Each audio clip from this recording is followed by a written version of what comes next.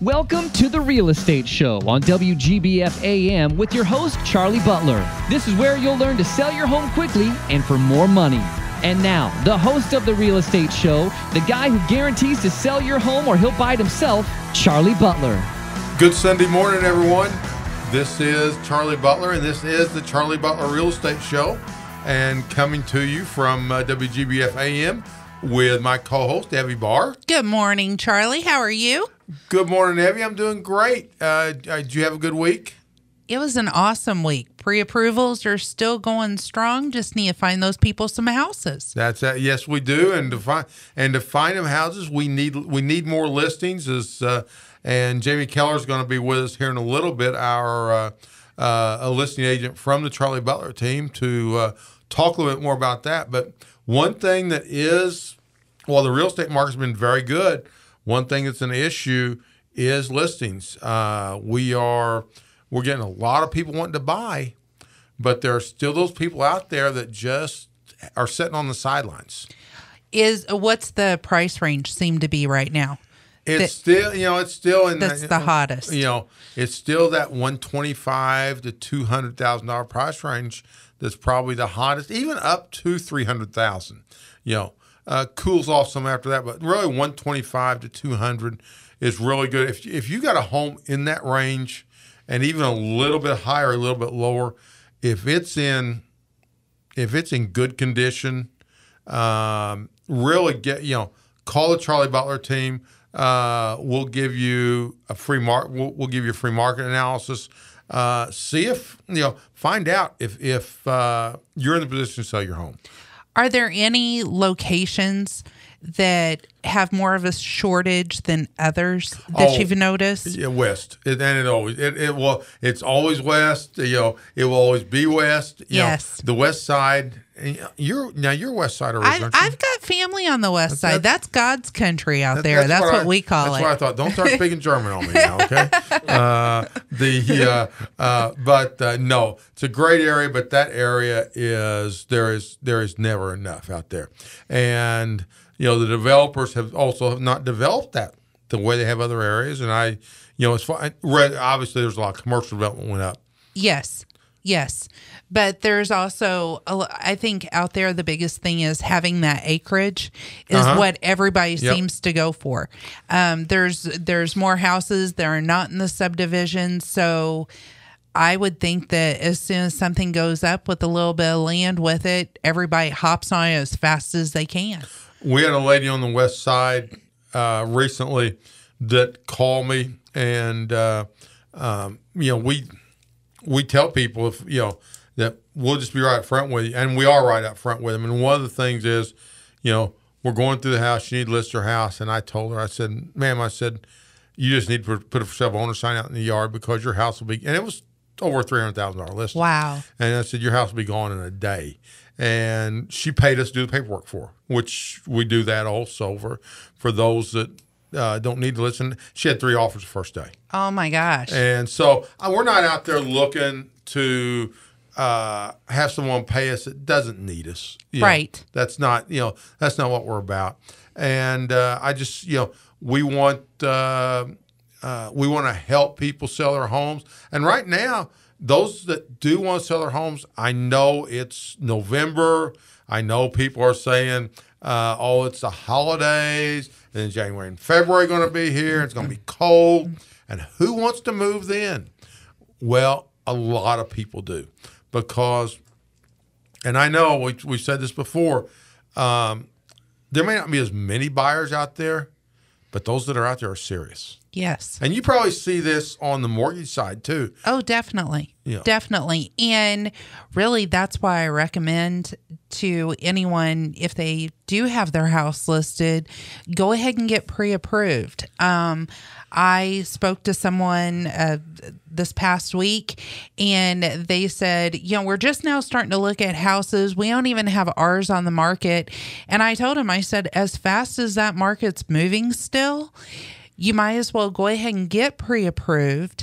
So if your house sells within a few days, you've already taken that step to be able to buy the next one.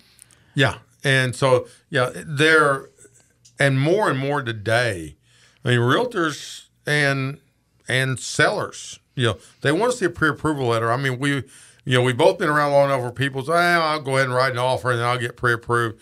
It just doesn't work that way today. No. And I would think as a realtor, if you do have multiple offers coming in, the one that's going to have the more power behind it is one from Waterstone Mortgage or another bank saying that we've pre-approved this borrower already. The only one that's got more power is the cash as is with no inspections. And I don't like those, Charlie. But Evie, I love you, but I love the cash as is, no inspections even better. Okay, no, and that unfortunately doesn't happen very often. So, Evie, I know last week we talked about some of your no money down programs, and we got off, I think. And we really didn't talk about the Wealth Builder very much. Yeah, the Wealth Builder is an excellent program. It can be for any type of borrower. The biggest requirement is minimum credit score of 680. It's no money down. We call it a wealth builder because it's set up on a 20-year term. So you're going to pay that loan down a whole lot faster than if it was set up on a 30-year rate or a 30-year term. The interest rate is set up on a 7-in-1 adjustable interest rate mortgage, which what that means is the first 7 years, it's going to be a fixed interest rate. Every year after that, it can adjust. But studies have shown right now people are only living in their home 5 to 7 years. So if you're a college student and you want a nice house, you're working, a college student that just graduated from college. I was going to say, you might open up a whole new market here. Yeah. Let me rephrase that. So if you just graduated from college, you have a job in your field that you graduated from, and maybe you're trying to put your money towards those student loans, pay them down, but you really do want to move out of mom and dad's and get your own home. Wealth Builder could be an excellent option for you because it's the no money down. It could be your starter house in 5 to 7 years, let's say 7 years, whenever you're ready to, move up to a bigger house because you've started a family. You've built up 30% equity in your house, which is a whole lot more than if you would have went that 30-year fixed. Payments are a little bit more, but honestly, it's really comparable to what you're going to pay in rent, so it's worth it.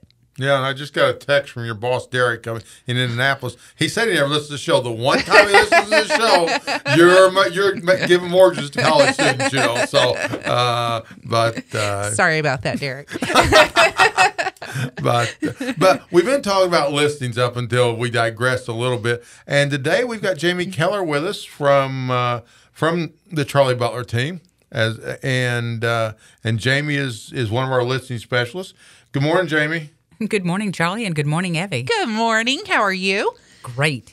So, Jamie, give a little history on yourself as far as how long you've been in the business, in the real estate business, things like that. This is my 30th year this month. Oh, wow. Yeah. It's pretty impressive to last that long in the same field. It's not like going to work. It's like having fun every day with people. Yeah. Have you always worked in the Evansville area? Yes, ma'am. Born and raised here. Gotcha. So Jamie, we were talking just a little bit about the shortage on listings, and I'm assuming you're seeing the same thing as what we were talking about. Yes. So, I know we've got some programs, and when somebody calls you, might be interested in listing their home, what is it that makes you and the Charlie Butler team stand out a little bit? Well, when we go into a home, the first thing that we do is, first of all, we envision who's going to live there, because that's where we're going to market the property. Secondly, when we go into the property, we're getting a lot of information so that we can go into the market and determine the like homes that have recently sold as well as the competition. So we can do the critical price point, put it into the market at the right spot. Okay. And I can tell the sellers out there, or buyers for that matter. Jamie is an excellent realtor, but she is as well organized and takes better care of people than anybody that I know of. You know, she drives me crazy sometimes. She's so far over the top taking care of people, but that's great. You know, and you will, you know, the type of service we try to embody really comes through with Jamie. And Jamie, we talked, since you know we're talking about lending also, as far as the listings go. You're selling a listing. How important is it to you when that realtor brings you an offer on one of your listings that you got a pre-approval letter? Oh, a pre-approval letter is like bringing gold to the table. Okay. So, I mean, that offer's going to be taken a lot more seriously by you, is what you're saying. Absolutely. And if they don't have a pre-approval letter? Well, then you're talking about a wish and a maybe. Yeah. So, you know, that's what Evie and I have been talking about here over the last few weeks is, you know, get pre-approved, folks. You know, I mean, call Evie at 812-463-3199, or you can email me at ebar@waterstonemortgage.com. You know, get pre-approved. It doesn't cost you anything. If you don't use it, you don't use it. That's fine. And it only takes about 15 to 20 minutes to get an applicant's information. And unless you're calling me at 6 or 7 at night, I usually get back to you on the same day. And but Jamie, we've got some programs that you offer, that the team offers, that kind of makes it better for sellers too, wouldn't you say? Absolutely. We have what we call a performance guarantee. We make a commitment to you for the life of the listing. But for that term of the listing, the seller only makes a commitment to us 24 hours at a time. We want the seller to be happy. Our programs that we put into place to market the property are what we consider to be the very best, and we want the seller to be happy and know that we're going forward with marketing their home. So basically, in a nutshell, what you said, you know, if we're committing to them for 6 months, a year, however long that listing is, but if they're unhappy with our services, they can fire us at any time. Pick up the phone call, we're done. Yeah. And and that's, you know, so what else, Jamie? What are some other things that you think makes us stand out? Well, we do have a superior home warranty that we apply with the marketing program on the home, and that helps the buyer feel more comfortable. The first year in a home is the time that they have spent money moving there, and anything that does go out of kilter, assuming that Stan didn't say it was defective to start with. Stan, bring on the inspector from last week. Well, the idea is not to get a brand new air conditioner when you've got an air conditioner that was defective to start with, but we never know when things like that are going to go out. So if we put a home warranty on a home, when we put it out in the marketplace, the future buyer is going to look at that and they're going to feel a little bit better about that house. And that's what we're trying to do, is not only price it, but present it and make people feel good about coming in and buying that house. And we also, for buyers, the Charlie Butler team also offers a Love It or Leave It program. So if you've bought a house from us and you're unhappy within the first year with your home, we'll sell for free. Oh, wow. So, and we call it our Love It or Leave It program. I have a question. Yes. I would like to hear more about the program where if you guys don't sell it, you'll buy it. If and that's exactly what it is. And I want to be right up front there. People call, and I think one of the misconceptions of this is that I'm going to pay, the team's going to pay just the top retail price for this. And I tell people right up front, I might as well say it on the air, we pay wholesale. Yes. I mean, we're not, we're going to try to sell it for the best for the best possible price. But if we have to buy it, we're going to pay less than what we would normally buy it for, because we have to at least break even on the home or hopefully make a little money. What's the average list time that you allow for the home to be sold? 6 months. Okay. But our in saying that, our average overall is 52 days. In our average in selling a home is 52 days. Okay, for the current market. For the current market, yes. Okay, gotcha. And I think the overall board average is about 89 days right now. So we're about 37 days under the board average. Oh, wow. So wow. Jamie, what do you do whenever you have that buyer that says, my home is a castle and I think it should be listed for X amount, but the market might say it's, $30,000 less than what the seller thinks? I've not only put it all into a formula, but I bring the actual data sheets from the solds from the last 6 months and have it highlighted on there so that they can see that this property started out at this price, got reduced, got reduced, got reduced. It was on the market for so many days, and it finally sold for this, and what the seller's concessions were, such as assistance with closing costs. But they need to see the full picture on each property, and if they to bring it on the market too high, the house that they're going to be moving to, they're going to lose, especially in today's market. Mm-hmm. And I still think it's so important to have a listing agent if you're going to sell at home, for the mere fact of the legalities of it, but also the marketing power of it. Charlie had talked about whenever Stan was on last week, the home inspector, Charlie had talked about having the seller's disclosure, I think is what it's called. Yes, the residential sales disclosure. And Jamie, I think what we were talking about last week, and you may want to get into this a little farther, is people, I think there's a misconception, I think a lot of times, and I'm not telling people not to do for sale by owner, that's their choice. But there's a misconception among for sale by owners that they don't have to do all the things that realtors do. Oh, not so. They fall under the same guidelines as a house that's publicly offered. So they're going to, and can you get into some of the things like, the sales disclosure, lead-based paint, things like that?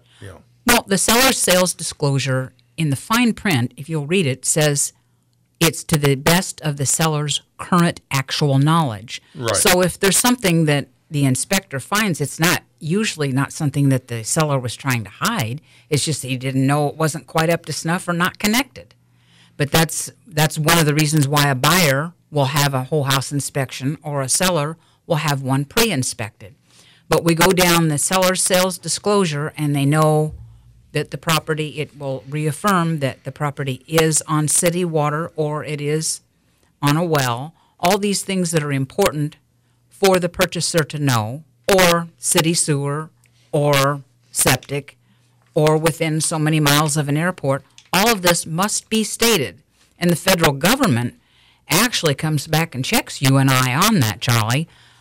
When it comes to the lead-based paint disclosure, we have to have that as well.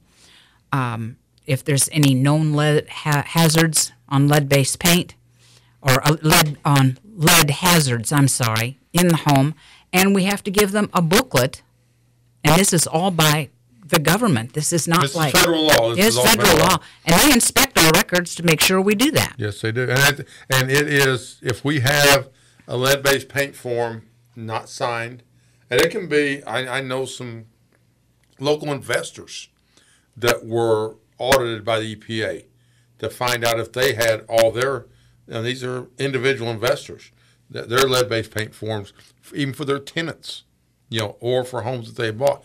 It's a $10,000 fine for each one you don't have, up to a $10,000 fine for each one you don't have. As far as the lead-based paint goes, Jamie, but lead-based paint, sales disclosure, things like this, I guess what the seller, the for sale owner they need to keep these on file too when they sell. And nobody's exempt. Everybody has to fall under those guidelines. Yeah, and actually, if we want to get, the only exemptions are, let's see, there's no exemption on lead-based paint. No exempt, but state for lead for sale disclosure, state, foreclosure, any auction property. Right. and we may be missing one, but that's to just say there's very few exemptions. And I'm just thinking of all my people that I've had pre-approved throughout my career who have said, "Hey, I finally found the house I wanted. It's for sale by owner." And, they'll ask me about getting them a contract. And it's like, wait, I'm not a realtor. You need to come up with that yourself. And I've never once thought to ask them or ask them if they realized they had to have the residential seller's disclosure and the lead-based paint. I didn't know that was required for the sale of any home. I think a lot of people are that way, Evie. Don't you, Jamie? I don't think a lot of people realize it. Unless they've already talked to a real estate professional or someone else like an attorney, they don't know. And a lot of people will call us and they'll say, well, and it may be a friend sometimes or somebody knows. Can you send me a purchase agreement? Because I'm selling my house for sale by owner, and so could you send me a purchase agreement? I'd love to, but I'd always tell you don't have to go to Office Depot because this is copyrighted material, and we can get in trouble. Yes. For letting anyone else use it. So. And honestly, as a lender, I like my job and don't want to lose my license. I'm not going to suddenly try and become a realtor by, directing someone on how to write an offer. If they have that many questions about it, they truly need to have a realtor involved because of all the legalities and make sure they are truly covered within that contract. Yeah. You would be surprised some of the people that I know that have asked. It would shock you. I bet it wouldn't. Probably not. Okay, no, it's. But anyway, so Jamie, I know you mainly are representing sellers now, but you also still represent buyers too. Oh, absolutely.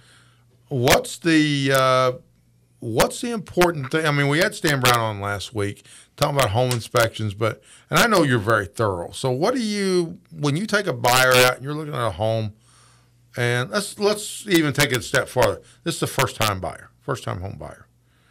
How do you try to educate them? Well, the first thing I do with a first-time home buyer is have them talk to Evie so that they know, one, what they're comfortable spending, and two, how much money out of pocket's going to be responsible. And then if they're getting any assistance from anybody, all that has to be taken care of and disclosed up front with Evie so that we can proceed forward with the purchase process. And then we go into the marketplace with their wants, needs, and desires. How many bedrooms, basement, garage, whatever, east side, west side, north side, and we start searching for that right property so that we can give them a list and start narrowing down what it is that they want. So, Jamie, what do you do with that? And we all have these buyers, and we're all this way, human nature-wise. What they describe to you, or what they want, the houses they're falling in love with, and with things like Zillow and Realtor.com and different sites like that, they can go online and look at them. Everything they're falling in love with is $180,000. But Evie, who has just been way too tight, is only approving them for $120,000. So how do you? I always thought that's one of the hardest things, to bridge that gap, to get them to be. They want a house, but how do you bridge that gap there?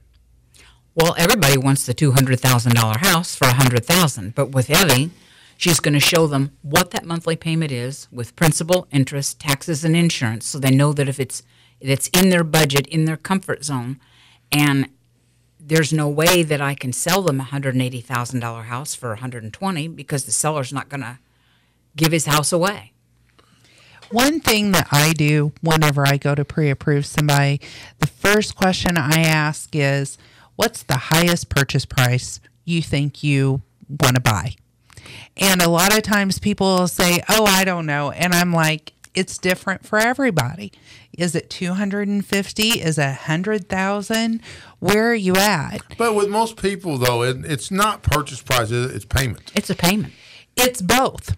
with people. I mean, honestly, some people have it in their mind this is all that they want to pay. You know, if they don't have a direct answer for me on the actual price and they do say the payment, then we'll back into that. But whenever my computer doesn't say, okay, Joe Smith is approved for a $300,000 home. I have to tell it, will Joe Smith be approved for X amount? I have to input the information, which not everybody realizes that. So I like to start out at that highest dollar amount, whether it be the payment, whether it be a purchase price. If they don't qualify for that, and then I start backing it down. So I've truly had the buyer that was approved for $100,000. I've had him recently. The buyer recently, and he was only approved for $100,000, but he kept on looking at $150,000. And his realtor finally called me, and she said, "What do I tell this guy?" And I said, "You know what? Direct him back to me, because that's my job. We've only approved him for X amount. We can't go over it, and that's what we have to stick to." So, you know, even a buyer. The question is, maybe he's got a relative that can give him the difference. Yes, you never know. That is true. That is true. That could be an option for a buyer like that. But, you know, I would rather go worst case scenario with somebody whenever I talk to them. And I think a lender should give the worst case scenario just so they know what the highest payment they're qualified for. And if they want to come in lower, that's great. But, you know, even if they don't talk to me as a lender, wherever they get pre-approved, be sure to ask that top amount just so you aren't constantly going back and forth between, well, I like this 150, but can I go up to 160? Well, then we've got to redo everything again.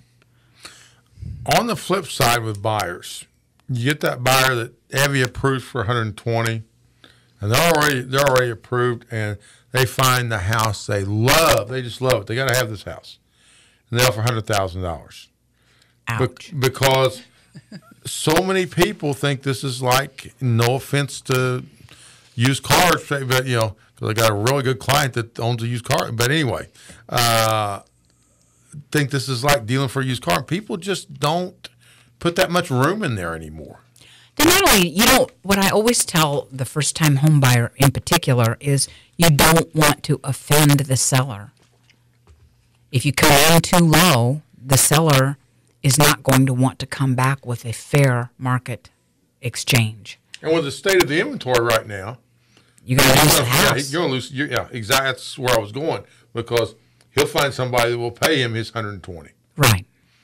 And Jamie, something Evie and I talk a lot about on here is, and see if you find this true, is we always say with a home, the ones that sell quick, the ones that sell for market value, okay? It always, people ask us, and Jamie, you've had this a lot of times, why my house doesn't sell. Why isn't my house selling? All the other houses have sold.